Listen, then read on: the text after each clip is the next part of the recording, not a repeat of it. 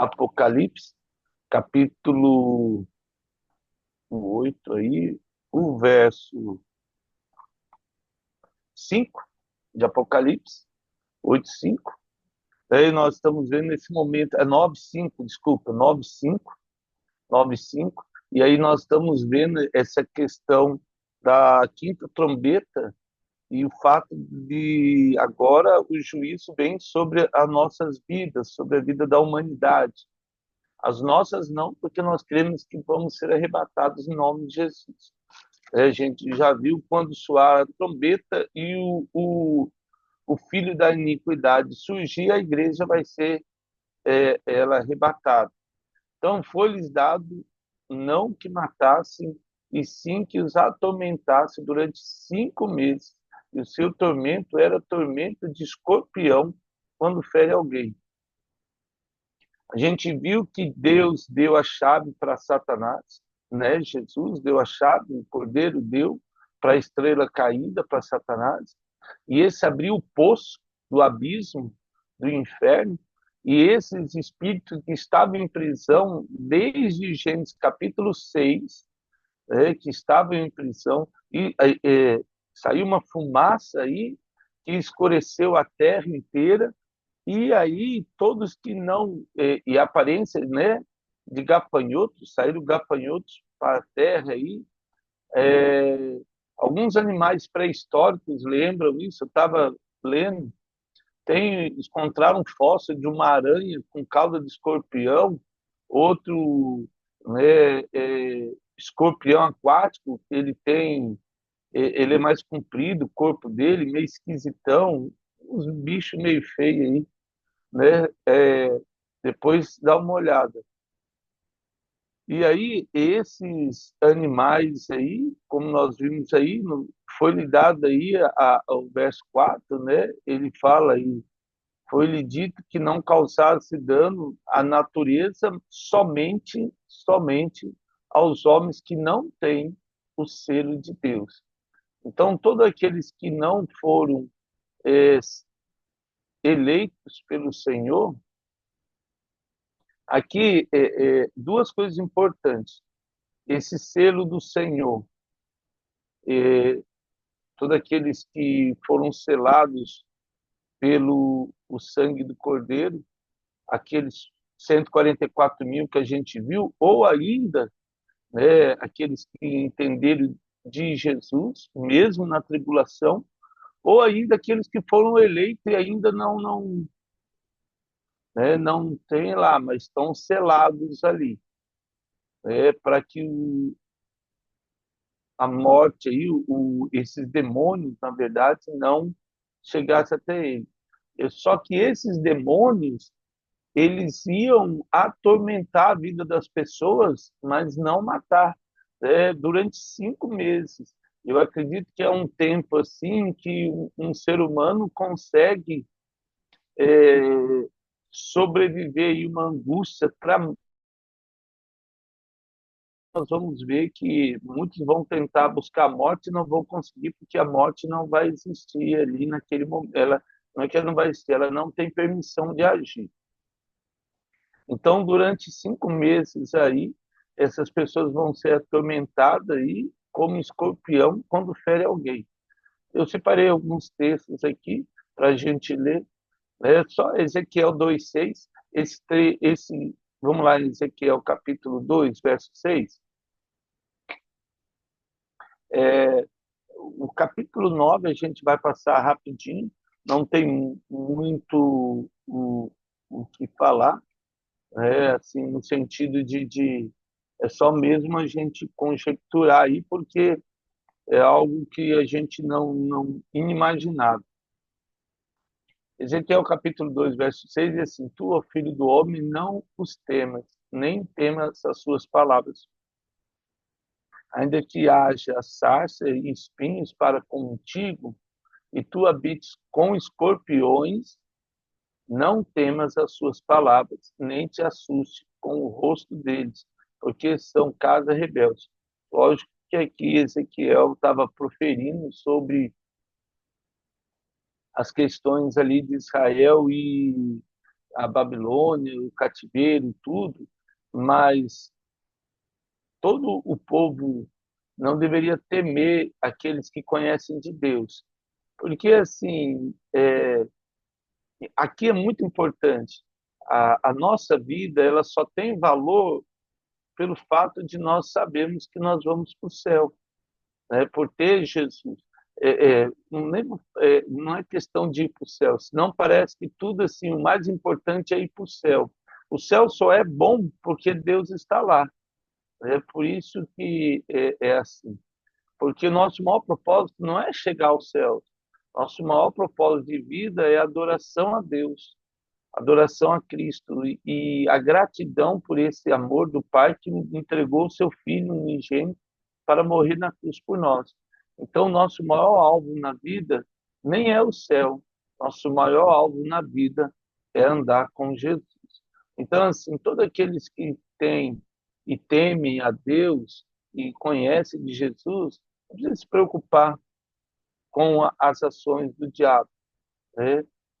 O Senhor Jesus, até o Senhor Jesus, ele fala isso, né? É, você não tem que temer aquele que pode tirar a sua vida, né? Que pode fazer o homem contra você, ou qualquer ser neste mundo ou no porvir, né? É, neste mundo no porvir, não, neste mundo ou no mundo tenebroso. Não pode fazer nada, a não ser tirar essa vida da carne. Mas aí Jesus fala, deve temer aquele que pode mandar você para o inferno ou para o céu. Esse que nós devemos temer. Voltando lá para Apocalipse, capítulo 9, 6, então assim, aí ele vai falando aí sobre esses seres aí. Naqueles dias, os homens buscarão a morte e não acharão. Também terão ardente desejo de morrer, mas a morte fugirá dele. Então, assim, esses 5 meses de tormento, lógico que vai a pressão, a angústia, o tormento, é, é, as pessoas não vão saber o que fazer. Imagine alguém sem Jesus. A pessoa com Jesus, ela sabe que ele está voltando. Mesmo na grande tribulação, ele vai entender que, lógico, ele se converteu, alguém vai falar para ele, ó, aguenta a mão aí, que nós só temos mais 3 anos e meio aí de tribulação, porque os 3 primeiros já se passaram, agora a gente tem 3 primeiros, os 3 últimos, e aí daqui para frente vai ser tranquilo, depois, né? Nós vamos ter o milênio aí. Então, assim, nesses 5 meses, as pessoas vão tentar suicídio. Por que eu digo que vai tentar? Porque não vão morrer. O problema Deus não vai permitir que a morte haja na vida das pessoas. Então, tudo que a pessoa tentar suicídio não vai dar certo e, e pior, né? Se ela fizer alguma coisa errada, ela vai ter que passar aquele tempo ali, sei lá, tentou pular e, sei lá, vai ficar no hospital, tudo. O mais triste disso é que depois ainda já pensou, deu tudo errado ali, a pessoa ainda depois vai para o inferno, né? Assim, às vezes eu fico pensando, falo, nossa, Deus, tem misericórdia, assim, né? Eu acho que nesse tempo que nós estamos, nunca, nunca na vida, assim, a gente teve que ter um amor tão grande pelas pessoas, sempre teve, né? Mas eu digo assim, essa compaixão, essa misericórdia que Deus possa trazer sobre nós, porque não está relacionado a esse tempo presente, mas eu creio que o pior ainda está por vir para quem não conhece de Jesus. E Deus tem misericórdia e nos ajude a falar do amor dele.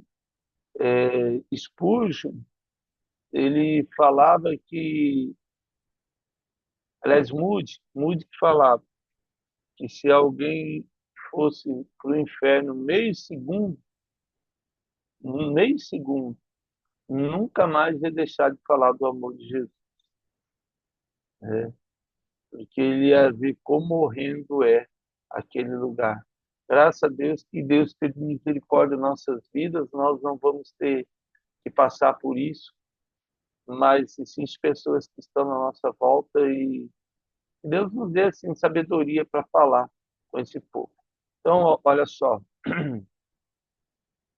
esses vão tentar a morte aí, o verso 6. Vamos para Jó 3:21.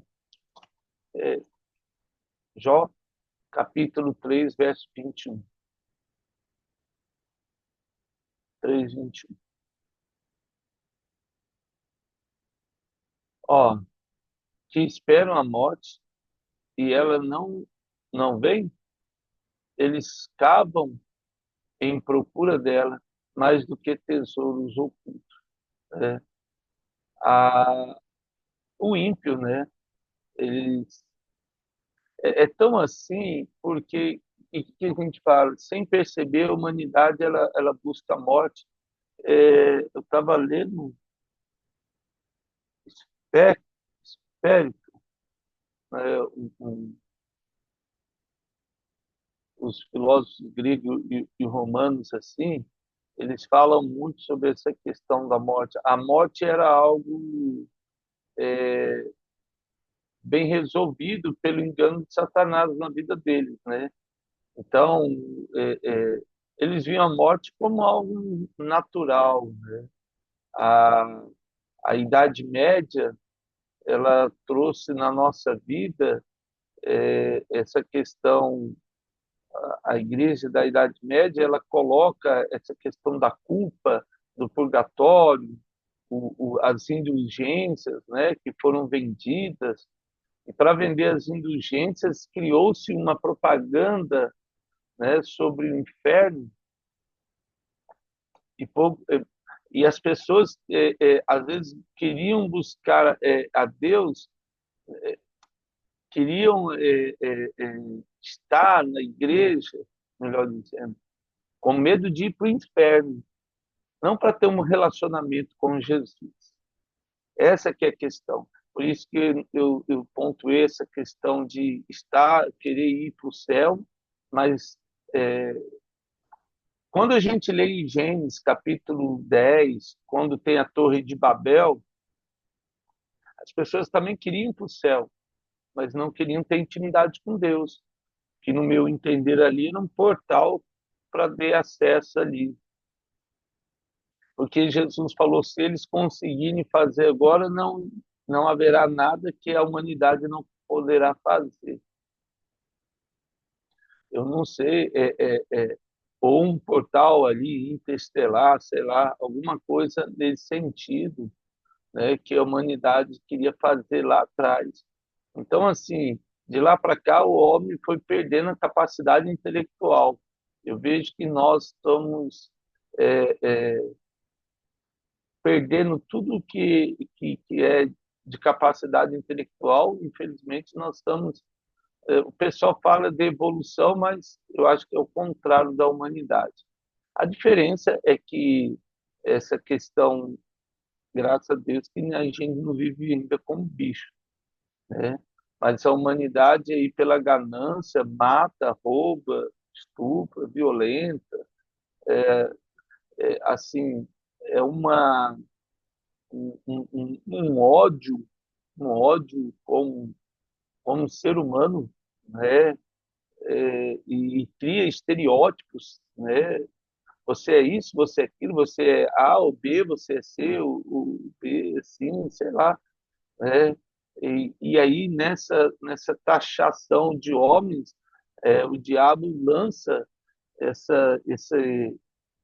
essas filosofias que o apóstolo Paulo fala, essas, sei lá, né, a humanidade ela tem de se destruir. Eu creio que a única coisa que nos impede de não sermos destruídos é o Espírito Santo, só. Porque, olha, se deixar por conta, nossa, as pessoas têm um ódio é, gratuito.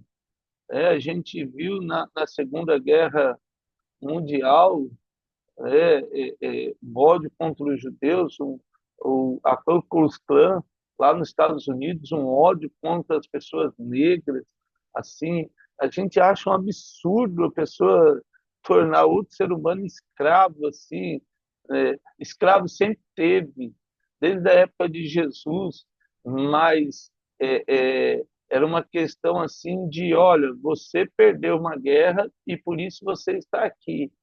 Não é uma questão de cor ou de gênero, ou de... Nossa, é um negócio meio esquisito. E é importante a gente pensar nisso, porque o mundo caminha para isso, né? Então, e a gente já falou bastante nisso também. Então, vamos lá, ó. 9:7 agora. Então, voltando aí, Apocalipse 9:7. O verso 7 ele diz assim, ó, o aspecto dos gafanhotos, e aí ele vai falar, era semelhante a cavalos, né, preparados para peleja. Na sua cabeça havia como que coroas parecendo de ouro, e seu rosto era como o rosto de homem. Parece muito aí aqueles seres mitológicos, né? Os centauros, que tinham corpo de cavalo e, e parte ali, né, do tronco de homem ali. Tinha também cabelos como cabelos de mulheres. Parece muito centauro aqui, né? E seus dentes como dentes de leão, né? Tinham couraças como couraças de ferro e barulho de suas asas. Então ali ele tinha asas. É um anjo caído esse aqui, né? Suas asas faziam e era como barulho de carros, de muitos cavalos quando corre a peleja. Então, só voltando aí, quando a gente chega no verso,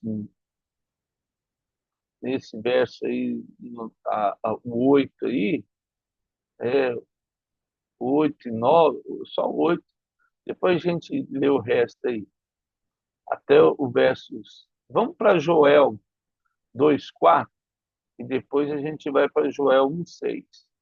Joel capítulo 2:4.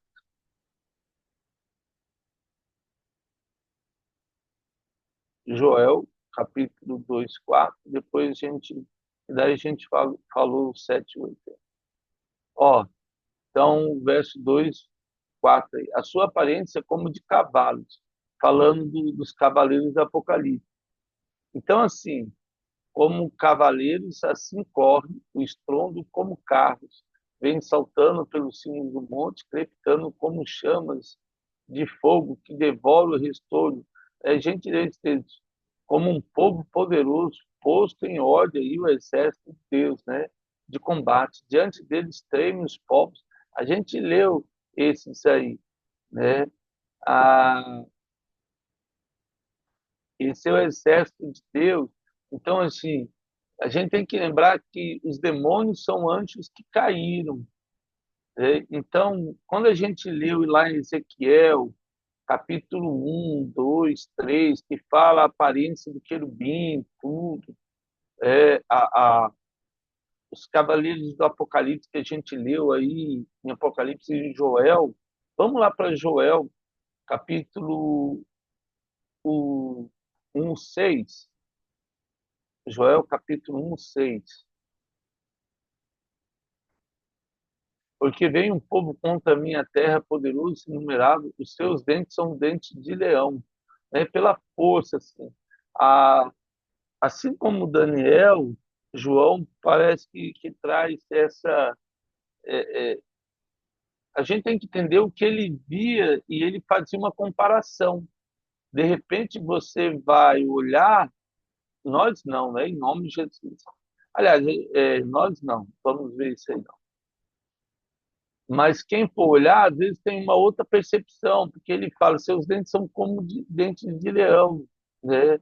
E ele tem queixais, né, de leoa, e faz a minha vide uma assolação, destroçou a minha figueira, tirou a casca e lançou por terra, e seus sarmentos se fizeram brancos. e ele vai falando sobre Israel. Voltando lá no verso 9, né? Então aí, ó, do 7 até o 11, o 11, a gente vê, né, essa característica aí. Quando ele chega aí no verso 9, então ele é como um centauro aí, tinham couraças como couraça de ferro, né, no corpo dele, e as suas asas faziam, né, e era como barulho de carro. Eu acredito que são querubins caídos, esses aí. E esses querubins foram que coabitaram com mulheres, lá em Gênesis capítulo 6, é, 5 e 6. De muitos cavalos, quando corre feliz, tinha ainda uma cauda como escorpiões e ferrão na cauda. Tinha poder para causar dano aos homens por 5 meses. Então, esses eram assim, não são animais pequenos. Vamos imaginar que nós estamos falando de um ser aí do tamanho de um cavalo, né? E, e, e assim, aspecto de homem aí e corpo de cavalo com uma couraça, né? Ou seja, não tem como matar um ser desse. Essa que é a questão. Qual que é a estratégia do diabo? Que às vezes eu vejo que assim, quando a gente olha a Bíblia, a gente tem que entender o seguinte, que o diabo tem uma estratégia de mentiras. Porque você vai pensar, eu também penso, eu falo, mas como é que a humanidade não vai entender que é o diabo? Como é que ela não percebe ainda que ela é o diabo? Né? Ah, só abra sua Bíblia em Ezequiel 1. Eu gosto muito aqui, que eu sempre fiquei pensando assim, né? Vamos lá para Ezequiel capítulo 1. O que acontece aí? Porque o diabo ele é muito astuto e ele engana as pessoas. Quando nós chegamos em Ezequiel capítulo 1, eu vou só abrir aqui, ah, eu acho muito legal, você chega ali no verso 4. Vamos lá, a gente já leu isso aqui, mas é importante. Por quê? Qual que é o verso 4 de Ezequiel diz assim: Olhei e eis que um vento tempestuoso vinha do norte, uma grande nuvem com fogo, e revolvesse o resplendor ao redor dela. E no meio disto, uma coisa como metal brilhante, que saía do meio do fogo. Vamos pensar aqui em algo futurista. Eu tenho Ezequiel vê uma nuvem, e se você assistiu esses filmes, Independence Day, quando os ETs aí aparecem na Terra, os extraterrestres, a nave sai de uma nuvem pegando fogo, tudo. Foi daqui que eles tiraram isso. Então, esse negócio que a gente tem que entender é que o diabo ele vem colocando na mente das pessoas essa questão dos OVNIs. Nem fala mais OVNI, né? Hoje. E aí, o que acontece? Por que as pessoas... Imagine que quando o anticristo levantar, nós vamos ter uma visitação, ou essa visitação vai ser ali, ó, do meio para o final, né? E aí o anticristo, lógico, vai falar, olha, quem está nos visitando aí são os extraterrestres aí. Por que você vai entender isso aí? Olha só, porque que eu entendi isso. E aí ele fala, tempestuoso vem de norte, uma grande nuvem com fogo revolver-se e resplendor ao redor dela, e no meio disto, uma coisa como metal brilhante, que saía do meio do fogo. Então, é como um metal brilhante, algo sai do céu, né, da nuvem. No meio dessa nuvem saía a semelhança a 4 seres viventes, cuja aparência era essa. tinha a semelhança de homem, e a gente, né? Cada um tinha 4 rostos, como também 4 asas, né? Assim como os demônios que saíram lá do abismo. As suas pernas eram direitas, ou seja, não tem joelho, não se dobra. A planta de cujos pés era como de bezerro e luzia como brilho de bronze polido. Debaixo das suas asas tinha as mãos de homem, os 4 lados assim, todos os 4 tinham rosto e asas. Essas se uniam uma à outra e não se viravam quando ia, cada qual andava para a sua frente, ou seja, seguiam reto aí. É, eu vou tentar ser rápido aqui.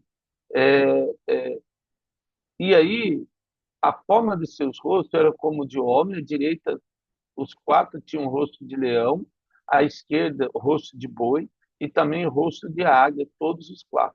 Assim eram os seus rostos. Suas asas se abriam em cima, cada ser tinha 2 asas, unidas cada uma à outra. As outras 2 cobriam o corpo dele. E aí ele continua, né? A cada qual andava para sua frente, para onde o espírito havia de ir, e iam, não se viravam quando ia. O aspecto de seres viventes era como carvão em brasa, e a semelhança de tochas. Fogo corria resplendente por entre os seus seres, né? Deve ser algo que brilha muito, algo fora do comum. E deles saíam relâmpagos, deles, né? Dos querubins. Os seres viventes zigue-zagueavam, olha só, igual um disco voador, à semelhança de relâmpago. E vi que do lado, ó, vi os seres viventes, eis que havia o quê, ó, uma roda na terra ao lado de cada um deles. O aspecto da roda, a estrutura era brilhante, pensa aí, ó, como berilho, tinha 4 as mesmas aparências, cujo aspecto da estrutura era como se estivesse uma roda dentro da outra, né? Pensa uma roda e uma capota em cima, tipo um disco voador mesmo. Quando eu li isso aqui a primeira vez, eu falei, nossa, é um disco voador. Andando eles, e ainda zigue-zagueavam, falei, é um disco voador. Andando eles podiam ir em 4 direções, né? E não se viravam quando ia. Suas cabotas, né, a parte de cima, eram altas e metiam medo. E os 4 rodas, as mesmas, eram cheias de olhos, como imagine luzinha abrindo e piscando. Naquela época, Ezequiel olhou e falou: ah, parece um olho abrindo e fechando aí, né? Ao redor, andando os seres viventes, andavam as rodas. Então, lembra que a gente leu em Jó, depois você pode continuar esse texto aqui, que Jó fala, onde vem, Deus pergunta para Satanás, onde vem de rodear a terra? Então, toda vez que Satanás rodeia a terra, ele deixa ver essa roda dele, essa cabota aí, que o pessoal chama de disco voador. Eu acredito que assim todo esse engajamento aí sobre os OVNIs, sobre extraterrestre, criou-se aí, né, lógico, não é muito difícil pensar, porque a gente tem no universo mais de 6 trilhões de estrelas. Alguém pode pensar, não é, é impossível que não tenha vida em outros planetas. Vida, eu acredito que até tenha. Agora, uma vida pensante, graças a Deus, só na Terra. Esse pensamento meu. Mas a gente vai descobrir isso em breve. Deus fez o homem e o jardim, e no jardim plantou eu e você. Então, quando a gente lê Apocalipse, e aí a gente chega aí no verso 10, né, tinha ainda o caldo, escorpiões. Quando chega no verso 11, só vamos ler aí, né, para terminar esse aqui, amanhã a gente continua. E tinham sobre eles como seu rei o anjo do abismo. Olha só, quem que é o anjo do abismo? A estrela caída, cujo nome hebraico é Abaddon, ou em grego Apolion, que quer dizer destruição. Eles são o mesmo aí. Ah, né, mas aí tem os textos para ler, não vai dar para ler. Só para a gente ter uma ideia, a gente caminhou bem, né? Mas depois você lê aí e pensa nessa linha aí que a gente falou. Pai, eu quero agradecer porque o Senhor tem tido misericórdia das nossas vidas. Sabemos que o diabo tem muitas estratégias para enganar as pessoas, para que elas acreditem realmente que outros seres aí vão poder ajudá-las a enfrentar a grande tribulação e até ir contra a autoridade de Deus.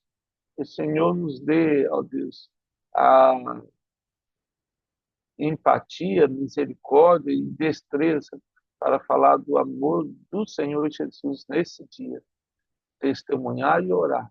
É que eu lhe imploro em nome de Jesus. Amém. Amados, obrigado pela honra aí, que Deus nos abençoe nessa terça-feira. Uma honra estarmos juntos.